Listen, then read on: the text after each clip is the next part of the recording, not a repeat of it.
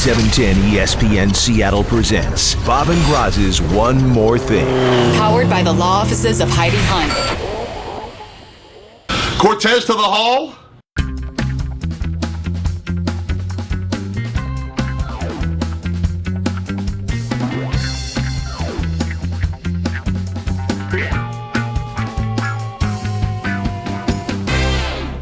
All right, our good pal Cortez Kennedy is for, what did Mike Sando tell us, the second or third time has made it to the final 15? 2 times in the top 10, right? The final 15 is where they're at now, because then they go into the rooms, and Sando was telling us they get it down to 10 and down to 5, and that's who goes into the Hall of Fame. And with her, our pal Cortez Kennedy, who is up for the second time. It's a big group of guys, and actually listening to Sando talk today may hinge on Bill Parcells and how he winds up going in. But I think Cortez Kennedy does have the body of work to be a Hall of Famer.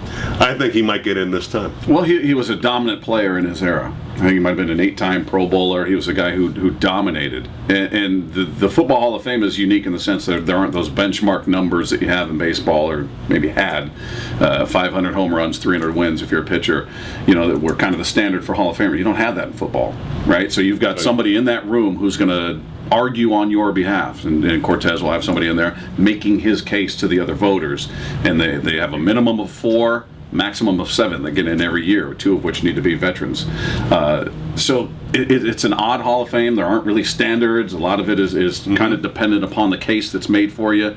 You can't really go look at his career numbers and say, well, he qualifies because of this. I mean, all you need to know is he dominated for an era. I mean, he was a dominant defensive player, a multiple-time Pro Bowler. I think he goes in. That's the key to me is what you said, is that he dominated an era, was a multiple Pro Bowler, and throw in, he had maybe the most remarkable season. I know you'd be based it on career more than just season, but in one of the most remarkable seasons a football player has ever had. He's on a 2-14 Seahawks team, playing defensive tackle. Everyone knows he's the only player on the team. Had double-digit sacks, had like 28 tackles for loss. Was the MVP, the NFL Defensive Player of the Year on a team that lost 14 of their 16 games. I mean, that's how good he was that year. So I think because of the longevity, like you pointed out, being a dominant player like he was, didn't have a Super Bowl, but had the kind of year that may separate him from other guys. Yeah, he gets in. He's in. Congratulations, Cortez. Way to go, Tez. We knew it.